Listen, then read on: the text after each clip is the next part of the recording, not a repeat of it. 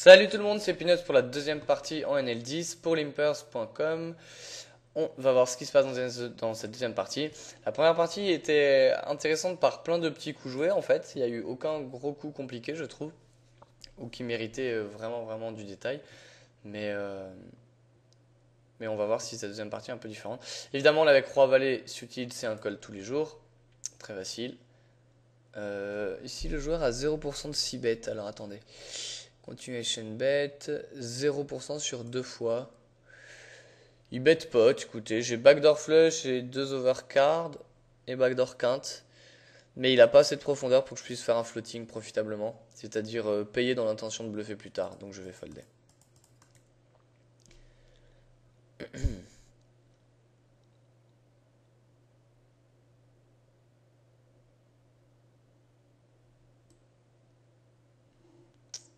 Alors, 4 et 9, ça va être un fold.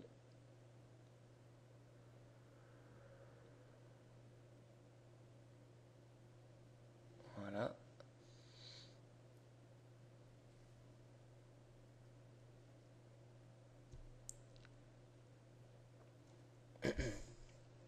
Huit et 5 également. Donc voyez, essayez de réunir des mains qui vous posent problème. Et le truc, c'est que je sais pas encore comment les regrouper. Parce que le problème, c'est que si je demande aux joueurs de me les envoyer par le Dem Manager, il n'y a pas forcément les statistiques du joueur. Donc à la rigueur, on peut me l'envoyer au format texte.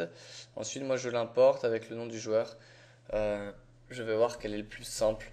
Je vais voir quel est le plus simple à faire.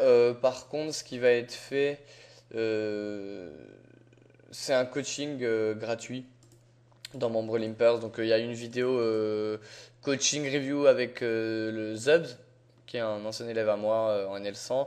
Mais c'était plutôt vraiment de la review. Là, ce qui m'intéresserait, c'est de coacher un joueur. Donc on va voir quel joueur je peux prendre. Euh, et on fera aussi avec ce même joueur en fait un bilan du mois, je pense.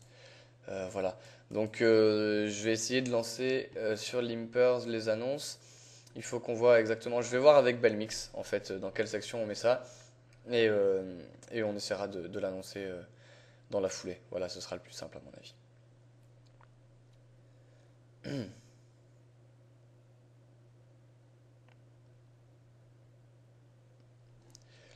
Alors 8 et 2, c'est un fold.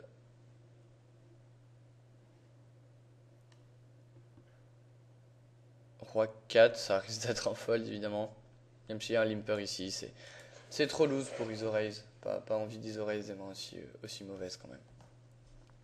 Donc essayez de rester en ligne et solide, hein, toujours, même si je sais que c'est un petit peu ouais, pénible en quelque sorte. Hein. C'est pas grave, y a pas trop le choix. Je pense il faut vraiment essayer de rester solide et serré, quoi.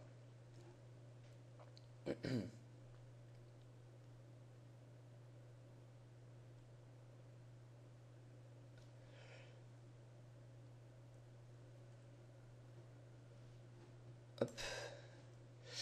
Que du fold pour l'instant. Bon, bah écoutez, vu qu'il se passe rien, je vais essayer de discuter un petit peu d'autres choses. J'ai envie d'insister sur l'importance de travailler son jeu de façon régulière, quotidienne. C'est vraiment quelque chose qui est pas assez fait par les joueurs ou qui commence à être fait qu'après un gros bad run. Alors que vous avez vraiment tout à y gagner à le faire, à le faire de suite, quoi. Il faut que vous essayiez avant chaque session de vous prendre un petit temps pour vous échauffer. Je sais pas, prenez 20 minutes par exemple. Je pense 20 minutes est un bon début, soit pour revoir vos mains perdues de la veille, soit pour étudier le jeu d'un régular, soit pour regarder une vidéo d'un joueur que vous aimez beaucoup. Je pense que c'est vraiment capital. C'est du travail qui, sur le long terme, va vraiment payer et vraiment faire la différence entre un joueur correct, mais sans plus, et un très bon joueur gagnant. Je sais que j'ai beaucoup d'exemples aussi d'élèves qui ne le faisaient pas, qui même après que je les ai coachés ne l'ont pas fait, etc. Et puis le jour où ils s'y sont mis, ils ont vraiment vu la différence dans leur jeu. Si vous faites vraiment 6 mois de poker très sérieux, en travaillant, en vous disciplinant, en essayant à chaque fois de... Bah ouais, en essayant en gros à chaque fois de vous demander pourquoi vous avez fait ce que vous avez fait, quels sont les problèmes dans votre jeu, qu'est-ce que vous pourriez faire pour les améliorer, avoir une petite fiche en fait, une petite fiche de suivi où vous notez tout ça. Je pense que c'est vraiment extrêmement important. Donc voilà, écoutez, je ne peux que vous conseiller ça. Je sais que ça fait un petit peu scolaire, chiant et que les joueurs bah, ont pas trop envie de le faire en général, mais ça vaut vraiment, vraiment énormément le coup, quoi. Donc, euh, donc voilà. Ah oui, aussi pour la prochaine fois, je ferai un truc un petit peu différent. Bah, ça consistera simplement à jouer la session à l'avance et ensuite je commenterai les coups joués. Donc ça peut être assez sympa aussi. Mais je sais pas exactement quand je vais faire ça. Ici, j'ai évidemment relancé en big blind le limp de l'adversaire et je trouve une open-ended, quinte par les debout donc, avec une overcard. Donc j'ai 6 bêtes et il a instant fold. Donc rien à signaler.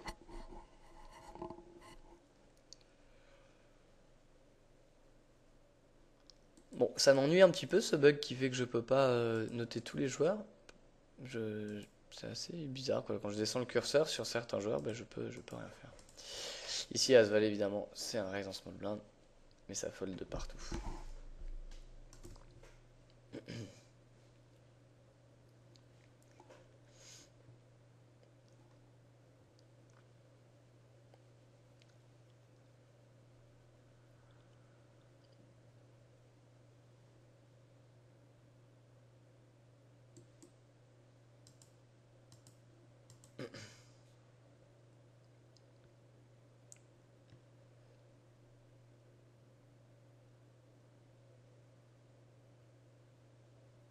Bon, je commenterai puisqu'il n'y a évidemment rien à commenter là. C'est le problème du live, mais c'est aussi ce que j'aime bien, c'est que finalement toutes ces phases où il se passe rien, c'est une occasion de montrer comment vivre aussi ces moments où il se passe rien aux tables, puisqu'il y a, bon là évidemment on est sur deux tables donc il se passe particulièrement rien, mais même si on joue quatre tables, il y a plein de fois où il se passe pas grand chose. Et c'est très important dans ces moments-là de rester conscient de cette lassitude, de rester conscient du fait qu'il se passe rien et que ça nous frustre. Et de sentir cette frustration monter en nous, sentir qu'on aimerait qu'il se passe plus de choses, aux tables, qu'on gagne, machin. Et si on arrive à être conscient de la frustration qui est déclenchée par cette... oui, c'est cette variance qui est une forme de variance, le fait qu'il se passe rien ça nous permet de ne pas passer en mode autopilote et abaisser. Parce que, en fait, pour moi, le défaut numéro un des joueurs de poker, et ça, c'est à toutes les limites, c'est juste le fait de ne pas être concentré et de ne pas s'appliquer. Voilà, il n'y a pas de. Y a pas, pour moi, c'est le problème numéro un de très très loin. C'est que on utilise très très très peu notre capacité de concentration par rapport à, par rapport à ce qu'on pourrait faire. Et du coup, on passe très très très peu de temps à jouer notre A-game, donc on progresse moins, etc., etc. Ici, 5 et 8, je vais compléter en small blind, j'ai 5 centimes à rajouter, je peux toucher une bonne main. Enfin, la preuve, là j'ai touché une main sympa. J'ai deux options, je peux soit lead, soit check raise. Ici, je vais plutôt lead parce que je pense que ça risque trop de faire check, check, check au flop. J'ai plutôt envie de prendre le lead moi, et de toute façon, je peux supporter une relance. Donc, il n'y a pas de problème. Je suis payé une fois par Circus Geo. Bon, il avait check back en big blind. Donc il y a peu de chances qu'il ait une très très bonne main ici. Il doit avoir une paire, quelque chose comme ça. Bon, ici j'ai une quinte par les debout. Je vais continuer à y aller. Le problème c'est que ça peut y avoir fait des doubles paires. Mais je préfère garder le lead de l'agression au cas où j'ai besoin de bluffer river ou de value bet si je touche. Et là je touche. C'est la deuxième flush à carreau que je fais. Enfin la deuxième flush tout court et à carreau. Donc là évidemment je vais value bet deux tiers pot, standard. J'ai envie qu'il me paye au maximum. Bon, c'est pas le cas. Donc je pense il doit avoir une petite paire de neuf, je pense. Puisqu'il a couché très rapidement. Ici c'est un bon spot pour 3 bet light. C'est pas une main avec laquelle je dois call. Vraiment c'est jamais un call je trouve. Avec valet dame offsuit c'est vraiment pas bon. C'est pas une bonne main pour défendre en position. On a plutôt envie d'être suited, histoire d'avoir souvent des gut shots, des flush draws. Par contre, c'est une bonne main à 3 bet bluff, c'est-à-dire que j'ai des bloqueurs au valet et à la dame, ça réduit les probabilités qu'il ait as-dame, as-valet ou valet-valet, dame-dame. Et bah, si au cas où il me paye, j'aurai une main très décente. Puis bon, évidemment, là, s'il me 4 bet, je vais coucher. Bon, mais il a fold. Vous voyez, donc mes statistiques, au final, voilà, c'est ça, 26-23. Bon, là, j'ai peut-être joué un petit peu plus loose pour la vidéo. Je pense que 25-20 est une bonne moyenne sur l'étape de Winamax, vu que c'est du 5-ended. Bon, maintenant, vous pouvez très bien jouer un petit peu plus loose, mais bon, en général, quand on commence le poker et qu'on est en petite limite, on a évidemment pas de grosses connaissances techniques et solides pour le jeu post-flop. Donc le plus vous jouez tight, le plus vous aurez des décisions simples. Maintenant, il faut pas non plus tomber dans l'autre extrême et jouer trop tight. Par exemple, 18-17, je trouve que c'est un petit peu trop tight, quoi. Pour, pour du 5 max. En 6 max, ce serait parfait pour cette limite. Là, c'est un petit peu tight. Alors, roi, hop, on va faire un petit 6 bet. Alors là, le flop est très dry, donc je vais 6 bet même moins d'un demi-pot, ça peut l'inciter à faire totalement n'importe quoi. Mais non, ça l'incite à rien du tout, il a fold malgré tout, il y a des fois, on peut juste rien faire, l'adversaire n'a rien, on a une bonne main, on a envie d'être payé, mais c'est pas le cas. Et bah, c'est pas grave, la vie continue. Et de toute façon, on sait qu'on a pris la bonne décision. Ouais, ça c'est quelque chose, j'essaierai de sélectionner des mains pour vous montrer ça, mais il y a vraiment beaucoup de coups où j'ai pris des tapis ou en tout cas d'argent juste parce que j'ai montré de la faiblesse sur des spots comme ça. Donc c'est pour ça évidemment que je l'ai fait. Là j'ai une mid pair donc je vais check call. Et maintenant j'ai gut shot aussi. Mais là je vais pas coller son overbet river évidemment. Turn, son overbet tapis. Personne n'a payé ma paire de dames. Ouais, j'arrive pas à comprendre pourquoi. Pourquoi ça fait ce petit bug avec le HUD? Bah, si quelqu'un sait pourquoi je peux pas mettre de couleur, dites-le moi. Bon, là, le joueur est assez tight, Mescalito au bouton, donc je vais open si c'est 9 suited. Et si c'est 7 suited, c'est un fold, hein, évidemment, mais bon, pour la vidéo, je pourrais faire un 3 bet bluff et tout, mais bon, ce serait un peu spewy, j'ai pas envie non plus de donner le mauvais exemple, donc voilà, on va rester sage. Hop. Bon, ça touche un peu là, mais ça rentabilise pas du tout. J'ai eu dame-dame, roi-roi, as-roi, mais rien du tout. Évidemment, la suite, offsuit, un open complètement automatique au bouton. Ah, je me fais travailler par Mescalito. Alors ici, ça peut paraître tout bête, mais je vais pas 4 bêtes. Je pense que de temps en temps, c'est important de varier. Bon, ici, j'ai évidemment raté le flop, donc je vais devoir check fold sur le 6 bet. Mais je pense qu'ici, il est soit en bluff, soit en value. Et, et vu qu'il sait qu'il me 3 bet sur UTG, si je le 4 bet, il va vraiment jamais faire une connerie avec ses bluffs, quoi. Alors qu'ici en collant, je garde tous ses bluffs. Alors oui, vous pouvez dire, je sais très bien que c'est marginal ce que je fais, que normalement tout le monde 4 bet As-Roi. Mais dans ce spot, je trouve que le call est bien supérieur parce qu'il me mettra jamais sur As-Roi. Si jamais le roi ou l'As tombe, j'aurai TPTK, il va vraiment stack off. Bien plus light. Et surtout, bah, moi je garde tous ses bluffs dans son range. Et il y a un autre paramètre, c'est que je pense qu'ici, il 3 bet quand même pas si souvent light que ça. Donc en gros, si c'est pour soit gagner le coup pré-flop rarement, ou soit me retrouver à jouer chez l'adversaire contre un range qui est celui-ci, je vois pas l'intérêt puisque j'ai 41% d'equity contre une range de QQ plus AK. Donc vu que je pense que c'est à peu près les seules mains qui 3 bet pour value et que tout le reste c'est en bluff, je préfère lui garder ses bluffs en just collant. Parce que, encore une fois, je vous dis, si je 4 bet, oui, je vais gagner le coup de suite sur ces bluffs, mais je pense que sur le long terme, j'ai bien plus à gagner les 33% du temps où je toucherai une TPTK, c'est-à-dire une fois sur 3, et ou les fois où j'aurai même un flop du style, je sais pas moi, valet 10x et j'aurai gutshot 2 overcards et je pourrais permettre de check call ou check raise, voire donc bet, selon l'adversaire et tout. Mais dans cette situation-là, je pense qu'il est pas très souvent light. Et de toute façon, quand il est light, il est pas, il est pas prêt à faire une connerie sur mon 4 bet light. Donc le call est bien supérieur ici pour moi. Ça sert à rien de stack off à après flop UTG contre UTG plus 1 à ses limites. Même si le joueur a l'air loose, il va pas s'envoyer en l'air super light. Bon, après, 4 bet AK n'est pas une erreur. C'est évidemment EV+. Parce qu'il y a quand même pas mal de bluffs dans son range en fait. Parce qu'il est quand même 10. Même s'il 3 bet plus souvent en value, il y a quand même pas mal de bluffs, donc ça doit être légèrement EV+, mais je pense que c'est plus EV+ de call ici. Et coup et truc non négligeable, ça réduit énormément la variance. Et c'est quelque chose de pas négligeable du tout, quoi. Alors, valet 7 on fold, et 4 et 8 on fold.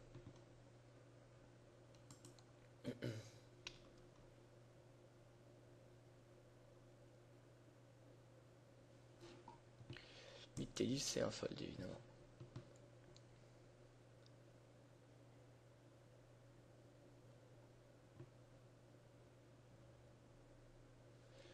Si c'est 2, c'est un autre fold.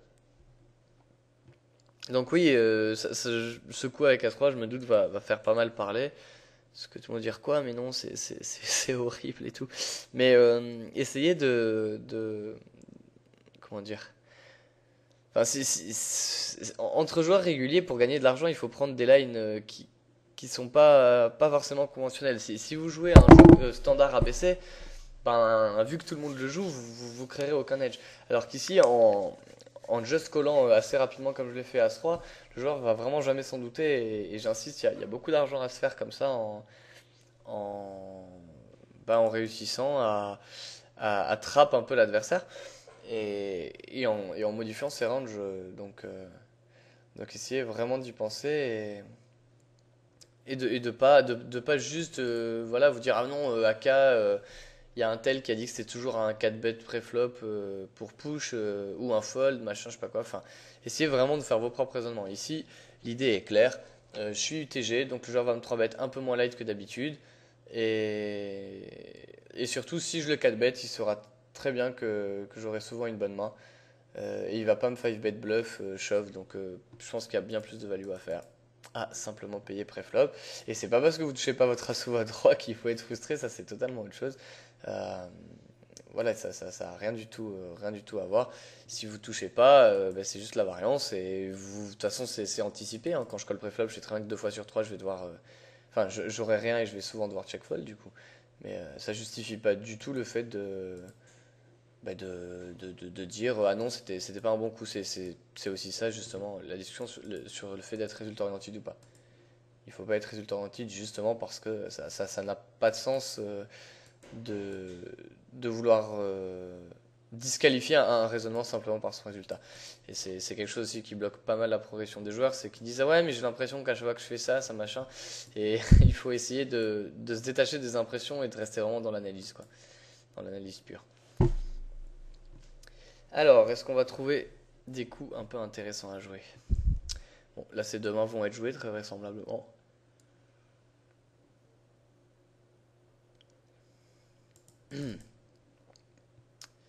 Euh, Bon, là, je vais 3 bet light pour la vidéo. C'est pas forcément un excellent spot. Je vais mettre 14 blindes. Voilà, c'est pas un excellent spot. Pourquoi? Parce qu'il a pas l'air de fold beaucoup sur les 3 bêtes. Bon, on a 3 bêtes que 3 fois et il a foldé qu'une fois sur 3. Mais bon. Et surtout, on est un peu deep. Donc, il va être peut-être plus incité à payer pour retoucher une grosse main. Mais c'est vraiment pour la vidéo. Là, je touche une top pair. Donc, c'est un 6 bet assez standard. J'ai toujours un peu plus qu'un demi-pot dans les pots 3 bêtes. Je suis pas trop fan de mettre juste un demi-pot. Ici, avec mon As-Dame, je vais 6 bêtes. Pas trop cher. Ici, il m'a payé une fois. Je sais pas trop ce qu'il a, mais checker montrerait trop de faiblesse. Donc ici, je vais 2 barrels, 2 tiers pot. Il est possible qu'il paye avec une pocket pair, paire de 8, paire de 7. Et j'ai pas envie de checker, que ça fasse check-check et qu'il transforme en bluff river ou je ne sais quoi. Et bon, évidemment, ici il push, donc il a touché brelan, ou alors il a slow play une overpair, ou alors il a fait double pair valet 9. Mais dans tous les cas, ce qui est sûr, c'est qu'il est jamais en bluff total. Au minimum du minimum, il a une main comme dame 10 de pique, quoi. Ou as valet de pique, je sais pas, mais je suis vraiment dominé, donc c'est un fold. C'est pour ça que je disais, c'est plutôt pour la vidéo le 3 bet. C'est pas un bon spot de 3 bet parce que l'adversaire est pas très bien. Ici, sur mon 6 bet, j'ai été payé. La doublette du valet est une carte bonne à la fois parce que ok je gagne un trèfle mais mais bon évidemment ça rajoute pas beaucoup sur l'equity. Ici je vais simplement folder, je bats rien du tout. S'il a une paire il est devant, s'il avait un flush draw flop il est devant, s'il avait un valet il est devant. Enfin Et je bats même pas 4 et 5 puisqu'il a quinte est rentré, donc voilà, c'est un fold automatique. Donc une session qui se passe mal dans le sens des résultats, mais qui se passe pas mal dans le sens où, en fait, une session qui se passe mal, c'est une session pour moi où soit on tilt, soit on joue pas bien. Comme j'estime que les coups ont été bien joués et que j'ai pas tilté, y a pas de souci. Il faut pas se dire ah non j'ai perdu c'était une mauvaise session ou j'ai gagné c'était une bonne session. Il y a plein de fois on gagne mais c'était une mauvaise session parce qu'en fait on a spew, on a fait plein de petits mauvais calls et on a chaté et tout, mais on se dit ah j'ai chaté c'est bon allez tranquille. Mais en fait c'est vraiment pas bon, il faut pas penser comme ça. La petite c-bet, je suis en position, le flop est un peu dry, pas très dry, mais ça va, y a pas beaucoup de tirage quinte. Je me reprends encore en check raise all-in, c'est assez fou. Mais bon, c'est pas grave. Les timings ont été assez marrants dans cette session. Dès que j'ai touché, il y a eu des instant fold quasiment. Et quand j'ai pas touché, je me suis pris des raises ou des push. Ici, As-3, je peux opter pour les deux, le raise ou le check. Ici, vu que j'ai une mauvaise image contre lui, je vais plutôt checker. J'aurais pas assez de fold equity. Ici, par contre, je vais check raise. J'ai une overcard, gutshot, backdoor flush. Donc, si jamais il avait misé, j'y serais allé. Là, je vais checker, essayer d'aller au showdown avec ma paire de 3. Il mise petit, un As, un 3 ou un 5 me donnera sûrement la meilleure main, donc je vais payer. Et ici, s'il mise, ça va être assez tendu. Alors, attendez. Il a limpé, puis check back. Il y a quelques draws ratés, donc je vais payer. C'est très très close. Ici, en fait, soit il a un 10 et il a fait trips, mais ce serait bizarre parce qu'il l'a pas misé au flop. Soit s'il a un 2, bah, je suis devant. Soit s'il a un 3, je suis devant. Soit s'il avait un tirage genre couleur ou quinte, bah, il l'a pas touché. Soit il a peut-être une paire de 4, mais ce serait bizarre qu'il a value bet deux fois. Donc vu que c'est un fiche, il peut jouer bizarrement, mais il y a des tirages ratés, donc je vais payer. Et voilà, et là je tombe sur le tirage raté, c'est juste tout bête. L'idée c'est voilà, c'est que les mains qui me battaient avaient pas trop de sens. Cette main est assez intéressante, pas forcément pour le call qui est quand même assez automatique. Mais on va revenir dessus dans ce que représente l'adversaire. Pas grand chose quoi, hein. Encore une fois, voilà, un 10, pourquoi il l'aurait checké au flop? Hein, puisque vous voyez que flop ça fait check. S'il avait un 4, pourquoi le miser aussi cher river? Enfin, il aurait plutôt envie d'aller au showdown avec sa middle pair. Enfin, on va dire sa top pair, puisque sinon c'est un trips. Mais donc, à part un 10 joué bizarrement et un 4 joué mal et bizarrement, il ne représente pas grand chose. Et vu qu'il y avait un tirage couleur et quinte turn, enfin, et gutshot turn, et ben je pense que le call est quand même vraiment automatique. Et essayez toujours de vous demander les mains que vous battez ou pas. Et si la line que prend l'adversaire fait sens. Même si c'est un fiche et que les fiches font n'importe quoi, ne vous découragez pas à essayer de les read. Évidemment, c'est très dur de les read, mais continuez d'essayer de le faire parce que ce sera vraiment quelque chose qui va vous faire progresser énormément. Si vous faites à chaque fois l'effort de vous dire mais qu'est-ce qu'il a pu faire ce fiche, je comprends pas du tout, machin. Si vous le faites vraiment avec sérieux et bonne foi, bonne volonté, ça marchera. Ce qu'il faut surtout pas faire, c'est se dire ouais, mais de toute façon c'est un fiche, je fais n'importe quoi, allez je colle ou je folle. Mais ça c'est pas bon parce que là vous vous faites avoir par vos émotions. Essayez vraiment tout le temps, quel que soit le joueur, même si vous jugez que c'est un fiche et qu'il est bête, ok? Il y a une façon de comprendre la bêtise. S'il est bête, ça veut pas dire qu'il fait n'importe quoi et que ça répond à aucune logique. C'est une logique qui est fausse, mais c'est une logique interne qui est biaisée. Il y a un moyen d'y avoir accès. On peut très bien apprendre à connaître son ennemi, même si son ennemi, on le juge pas compétent, c'est-à-dire pas fort. Il y a moyen de toujours comprendre sa bêtise et ses erreurs pour mieux les exploiter. Donc c'est un peu ça l'idée. Donc j'ai pas dit que c'était le cas de Lilou, mais si vous jugez qu'un joueur est bête ou quoi, et je sais que c'est souvent le raisonnement qu'on a en petite limite, essayez de ne pas vous faire avoir. Alors ici Bob, bon c'est pas représentatif, il faut le passer. Je vais just call mon roi-roi. Déjà parce que Mescalito il pourrait squeeze, même si je pense qu'il y a peu de chance, à ses limites. Et surtout parce que je pense que je représente trop de force en 3 bétants sur UTG. Et ici je vais lui faire beaucoup plus d'erreurs sur le long terme en just callant mon roi-roi. Donc j'ai décidé de pas raiser au flop. C'est un flop qui fait un petit peu. Enfin, qui est assez dry, donc je représenterai un peu brelan ou rien.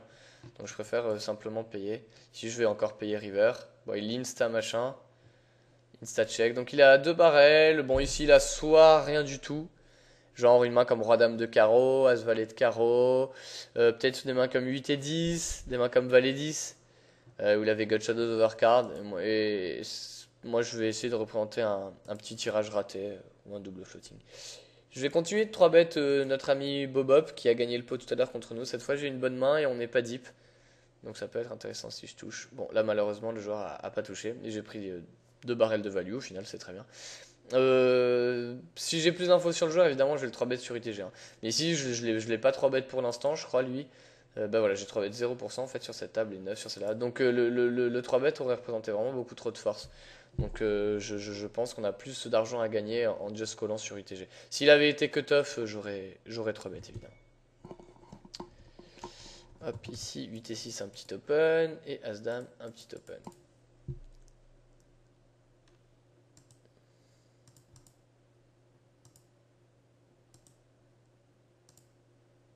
Voilà, je comprends pas pourquoi apparemment il n'y a plus le bug des... Je comprends vraiment pas pourquoi ça le fait des fois et des fois non. Bon, bah là, je pourrais faire un 4 bet line, mais j'ai pas une très bonne image à cette table. Donc c'est très close, c'est très close. Je vais le fold. Le 4 bet light aurait pu être bon, mais en fait, voilà, c'est le problème quand je commente en même temps. J'arrive pas à être concentré suffisamment, en tout cas pas assez concentré par rapport à la concentration que j'ai lorsque je joue sans parler évidemment. Et le fait d'attendre est pas très bon. Si je 4 bet light dans ce spot, je préfère pouvoir insta 4 bet light. Ce sera bien plus profitable. Ici, c'est trop long quoi. En attendant, même si je pense que le joueur va pas souvent me revenir dessus en bluff, il peut le faire. Donc j'ai pas trop envie que ce soit le cas. Alors, il nous reste un petit peu moins d'un quart d'heure. Là, il y a Jojo Scarface qui a limpé. Bon, s'il fait un petit min bet à 10 centimes, je vais le check raise à 40 centimes très rapidement. Bon, là, il met cher. Je vais lui laisser. Voilà, il met quasiment pot, c'est pas grave. Je pourrais faire un petit check raise bluff, mais ça reste quand même un fiche. Il a que 20% de fold to 6 bet. Ça, c'est le genre de mec qui est assez collant du coup. Donc, alors, il a 14% d'open. C'est bizarre ces stats. Je vais payer pour le fiche. Parce que Roi Valet de cœur c'est quand même une très bonne main. J'ai pas trop envie de le 3 bet parce qu'il reste quand même peut-être pas aussi loose que ça. Donc j'ai pas envie qu'il fold tous ses mains. Là je vais faire un petit check raise bluff ici, même si c'est un fiche. Là 6, 5, 5. Vous pouvez totalement check fold. Hein. Et ici je vais faire un petit check raise parce que le flop est très très dry. Et j'ai backdoor flush, 2 overcards. Il y a des scare cards qui peuvent tomber. Comme là c'est la dame aussi qui peuvent lui faire peur. Donc voilà, si je vais essayer de check raise, donc il met 20, je vais instant check raise à 1.3. Hop. Et s'il colle, je vais barrer toutes les scare cards, c'est-à-dire paire de valet et plus. Bon bah là j'ai une carte excellente évidemment, qui me donne flush draw en plus. Et là il a payé 2 fois, donc c'est vraiment pas bon. Il peut avoir une paire de 8 mais c'est même pas sûr qu'il la lâche, donc je vais simplement checker. Malheureusement le check raise n'est pas passé. J'ai eu la meilleure situation possible. Oula, ben, il avait trips alors évidemment. Évidemment c'est incroyable même que j'ai pas, enfin qu'il m'ait laissé barrel, donc très bien. Bon évidemment quand le joueur a flopé trips on peut pas espérer le check raise bluff. Bah encore une fois là tiens c'est un très bon exemple pour pas être résultat oriented. Le joueur s'y bet 75% du temps. On a que 74 mains sur lui, mais c'est un joueur qui va s'y bet quasiment tout le temps. Sur ce flop 7-7-4 Rainbow, globalement, il a très souvent rien. Quand il paye mon check raise au flop, ça range c'est quoi? C'est plein de pocket pairs. Ça va être 2-2, 3-3, 5-5, 6-6, 8-8, 9-9. Et même les paires au-dessus, ça se trouve à ça s'il paye juste en général. Il y a aussi beaucoup de 4x. Il y a les 5 et 6, et surtout un fiche peut complètement payer ici avec des mains comme As-Valet, As-10, enfin hauteur As quoi. Donc globalement son range est faible. Bon ici évidemment il peut aussi me payer avec 4-4 et 7-7, 7x aussi. Donc évidemment là je suis tombé sur le top de son range, puisque vous l'avez vu il avait 8 et 7. Donc évidemment quand je check raise bluff et qu'il me colle, je sais qu'il y a des mains comme 7x et tout, mais par rapport à tout son range, quand la dame tombe, tout son range est affaibli, à part les éventuels As-Dame qui aurait payé, les 7x et les 4-4, et les As-As et les KK. Mais tous les 2-2, 3-3, 6-6, 8-8, 9-9, 10-10 peuvent trouver le bouton fold ici, tous les 4x peuvent trouver le bouton fold ici, tous les 5-6 6 peuvent trouver le bouton fold ici. Et en plus, je dis 5-6, mais même un sushi qui a 8 et 5, gutshot aurait payé. Donc j'ai vraiment beaucoup de fold equity turn. Et surtout, j'ai de l'equity. Donc évidemment, la dame de cœur était parfaite à barreler. Donc c'est pour ça que je l'ai fait. Si ça avait été une mauvaise carte, eh ben, si ça avait été une mauvaise carte à barreler, j'aurais tout simplement give up dès la turn. Et là, j'ai décidé de give up river. J'ai bien fait puisqu'il avait le 7. Et même s'il avait une paire de 8 ou quoi, c'était même pas sûr de toute manière c'était même pas sûr qu'il la lâche, hein. Donc voilà, je pense que ici c'était vraiment prendre la fold equity à la turn, bêter mon equity, et puis si il monte de la résistance comme il l'a fait, savoir lâcher quoi.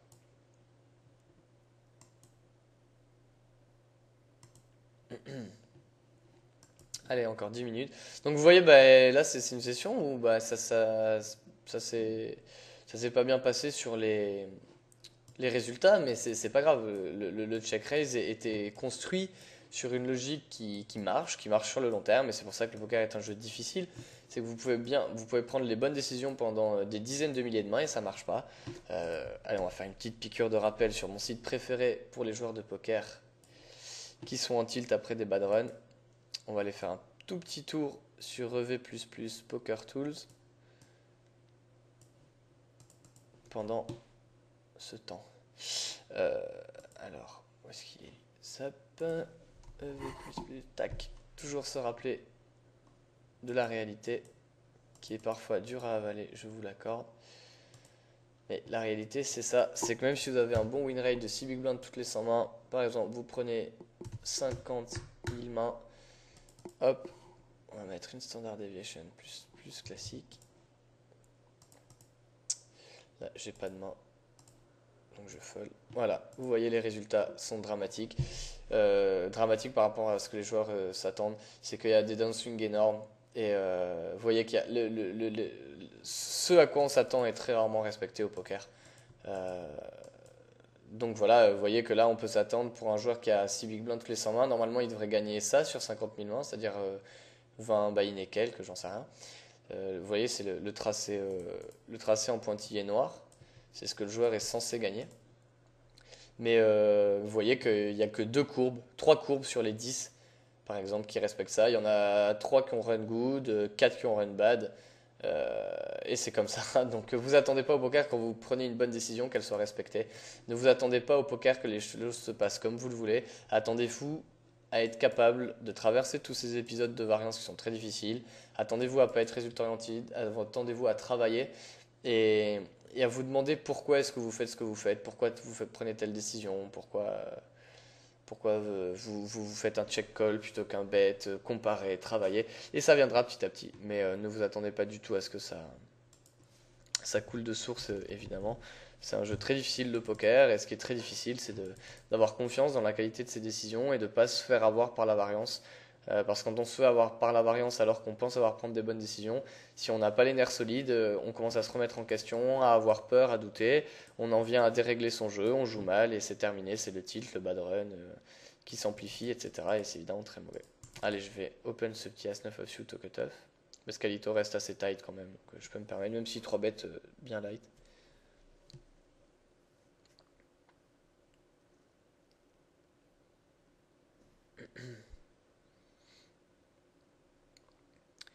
Alors, 10 et 7, j'ai une gutshot avec une overcard. On va faire un petit 6 bet.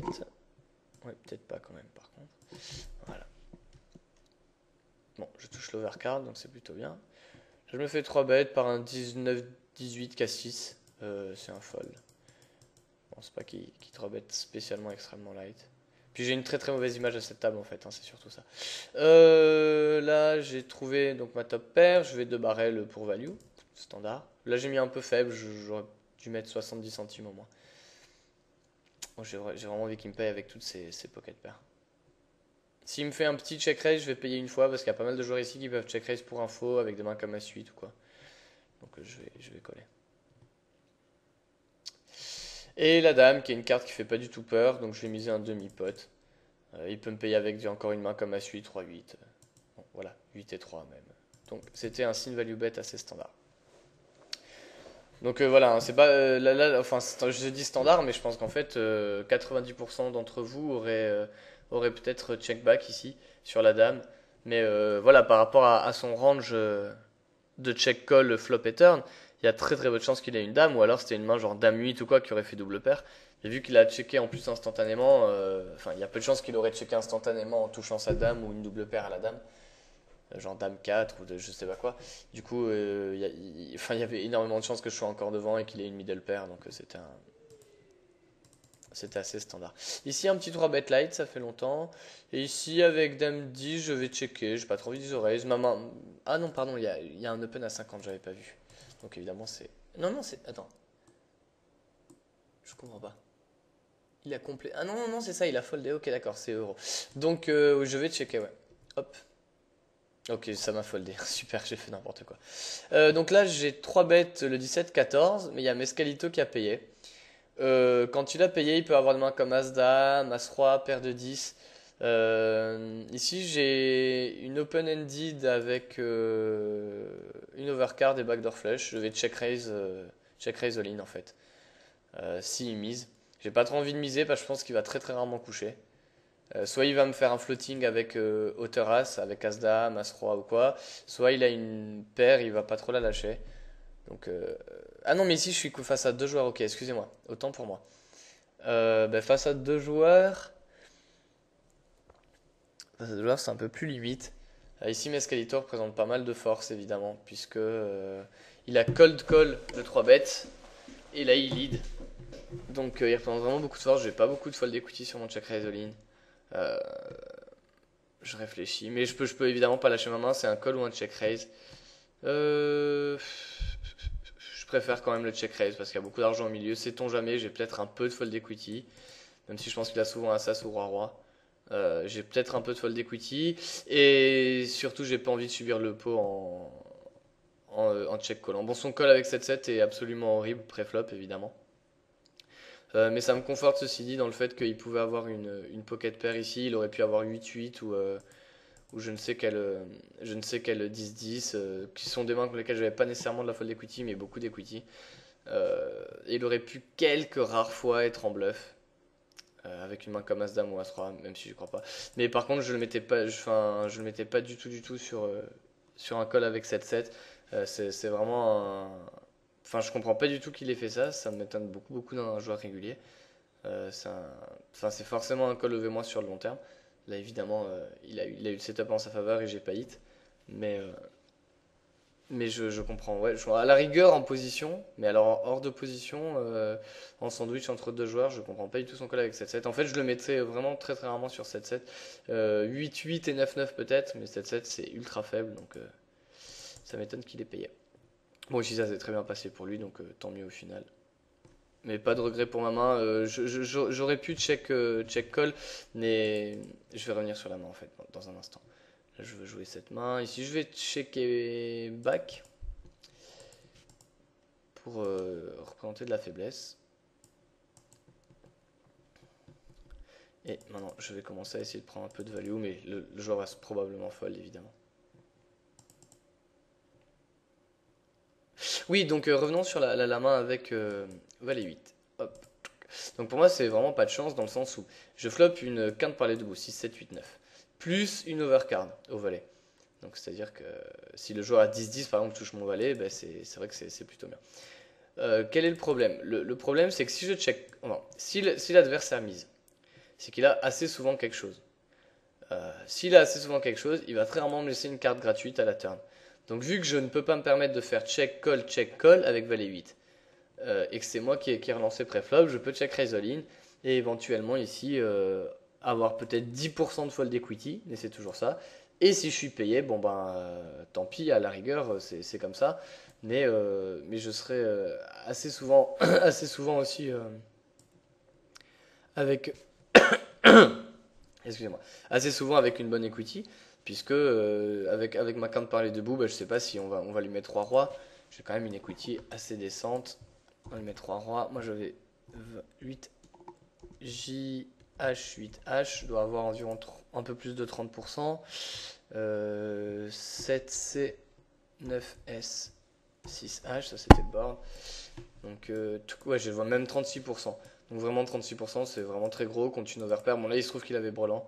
Mais, c'est évidemment marginal. Enfin, non, non, enfin, surtout que c'était impossible à read pour moi. Je pouvais le mettre sur 9-9, mais pas 6-6 ou 16-7. Donc, au final. Bah écoutez, on va sit out là. Option, toutes les tables. S'absenter. Voilà, hop. Donc on va même les quitter. Hop, hop, tac. Et on va faire un tout petit review de cette main. Je vais la mettre sur le replayer même. Puisque je pense que vous êtes peut-être assez choqué par le coup. Sinon, il y avait évidemment l'option 6bet de base. Hein. Mais en fait, j'ai mis ce de la main parce que j'avais pas vu qu'il y avait 3 joueurs. C'est encore une fois le problème de jouer plusieurs tables. Donc c'est pour ça que je vais revenir ici. Hop. Voilà. Donc, regardons cette main. Je vais vous expliquer pourquoi pour moi le check raise est la meilleure option une fois que j'ai check, mais je pense que sinon le 6bet est évidemment meilleur.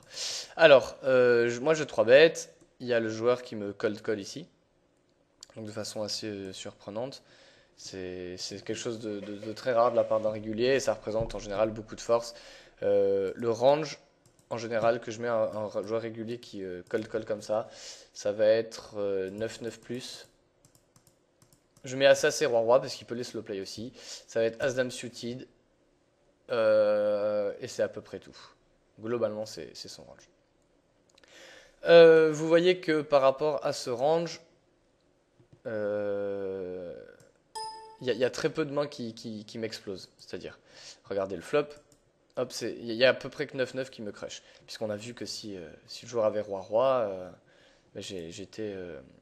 j'avais quand même 36%. Et imaginons que quelquefois le joueur est As-Roi de pique par exemple, et que sur mon check il décide de prendre le lead, tout simplement, parce qu'il se dit que voilà, il va prendre la fold equity. Le check raise est pas mal. L'idée c'est qu'à la base ici, c'est à moi de 6 bet. Ici j'ai pas 6 bet, pourquoi? Parce que je croyais qu'on était en heads up avec Mescalito et que lui avait. Aul avait foldé. Du coup, vu que Mescalito essayait de prendre pas mal de pots et je le trouvais assez loose et très agressif, vous voyez, il est à 13 d'aggro sur 200 mains, il raise beaucoup, il s'y bet énormément. Je pensais qu'il allait s'y bet très très très souvent sur mon check. Par contre, quand il s'y bet dans 2 joueurs, c'est vraiment signe de beaucoup plus de force. C'est pour ça que je dis qu'il y a peu de chances qu'il s'y bet en bluff, mais il y a quand même de temps en temps où ce sera le cas. Donc là au milieu il y a une demi-cave, il y a 5 euros. Donc imaginons que de temps en temps il soit capable de s'y bet, je sais pas moi, donc voilà, hein, le range il est là, hop, je vais le remettre, tac, tac, tac.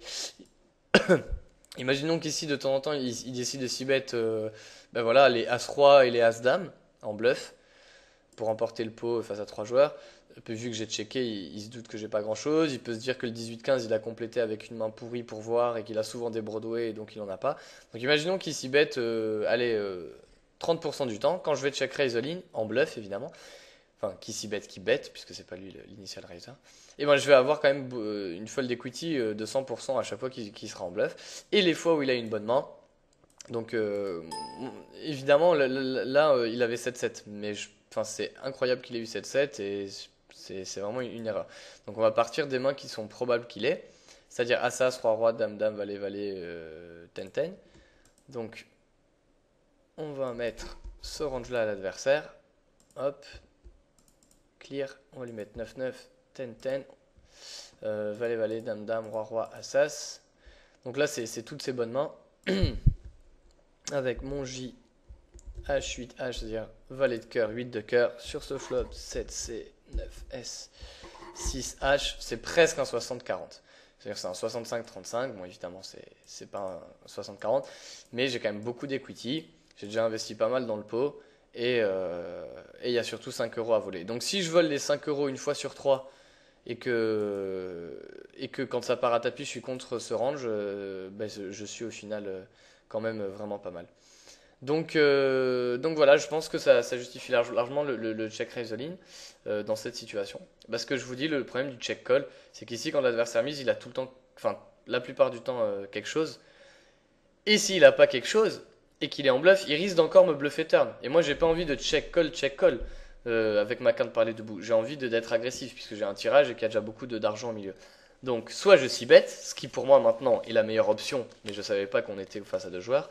Soit c'est un check raise all-in une fois qu'on a checké, puisque le check call est vraiment pas bon et le check fold est inenvisageable vu qu'on a une quinte parler debout avec une overcard.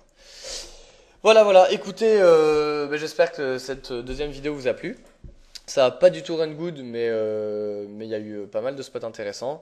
Je sais même pas si j'ai gagné. J'ai gagné juste un seul pot, je pense. Voilà, j'ai gagné un pot à 5 euros net. Et après, j'ai pas pris un bal, quoi. Enfin, j'ai eu que des petits pots. Mais c'est pas de souci, il faut savoir justement perdre au poker. Donc je suis ravi de perdre avec vous et de vous expliquer que c'est pas grave. Mais j'essaierai la prochaine fois de faire une vidéo plus centrée sur la technique et les réflexions. Là, c'était une session live pour voir plein de spots différents. Finalement, mais à part le read avec 7-7, où j'avoue que j'ai été très très surpris du joueur, mes reads étaient conformes à ce à quoi je m'attendais. C'est juste que bah voilà, à chaque fois que vous prenez l'initiative d'être agressif ou de prendre une line différente, la variance fait que vous n'êtes pas forcément du bon côté. Donc faites vraiment très très attention quand vous décidez d'évoluer dans votre jeu, de progresser, de prendre des lines que vous n'avez pas l'habitude de prendre. Ne vous découragez pas juste parce que ça passe pas. Ok. Donc par exemple ici, voilà, quand j'ai slow play mon As-Roi tout à l'heure pré-flop, hors de position en collant, c'est pas parce que vous ne touchez pas que vous devez vous dire que c'est pas bon, etc., etc. Bon là, cette dernière main est clairement misplayed, hein. C'est le fait de parler en même temps. J'avais pas vu que deux joueurs, enfin que c'était un three-way pot, donc j'aurais dû s'y bet. Et le check raise the lean est la solution du coup qui s'est imposée à moi vu que j'avais checké. Mais le c-bet est quand même meilleur puisque ça me permet d'y voir plus clair. À ceux qui pourraient me demander qu'est-ce que tu fais si tu c-bet et que on te raise, honnêtement je fold. Honnêtement je fold parce que je vais jamais me faire raiser en bluff ici. Ce sera toujours double paire, over pair ou brelan. Donc voilà, je fold si on me raise. Là, l'idée du check raise the line, c'est que le c-bet peut être en bluff, je pense, une fois sur trois, vu l'agressivité de ce joueur. Donc voilà. Écoutez, je vous dis à bientôt tout le monde et à vos commentaires. À plus!